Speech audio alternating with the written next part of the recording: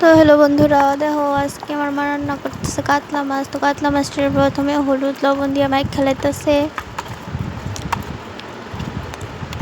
Mic খাসেরা অনেক তেল গরম হয়ে গেছে কড়াইয়ের মধ্যে, মাছটি দিয়ে দিব।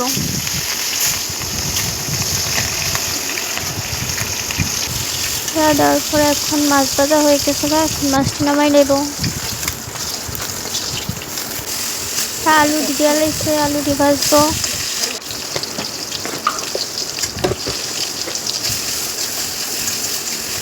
এবার আলু দিয়ে একটু ঢাকা দিব সেদ্ধ হওয়ার লাগা। ঢাকনা খুললা এবার আলু দিয়ে হালকা একটু লাল লাল ভাজা করে নামাই নেব।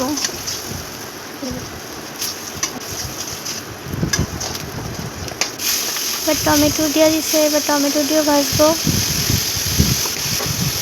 টমেটো দিয়ে ঢাকা দিতে হবে, টমেটো দিয়ে না ঢাক করে ভাজবো।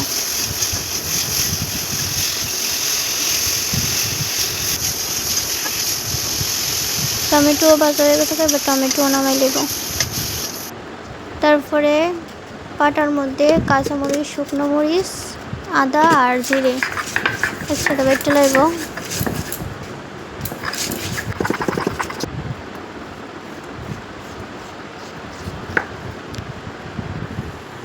কড়াইয়ের মধ্যে তেল দিয়ে লাইছে, এবার শুকনো মরিচ, পাঁচফোড়ন আর তেজপাতা দিয়ে দিব।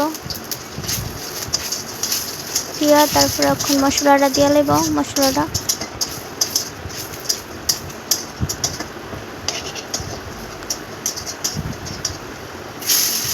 দিয়ে লাইছে, এবার মশলাটা একটু ভাজা ভাজা করবো।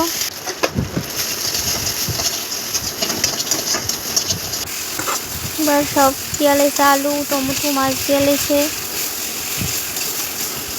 দিয়া এখন দিয়ে লাইব ঝোল।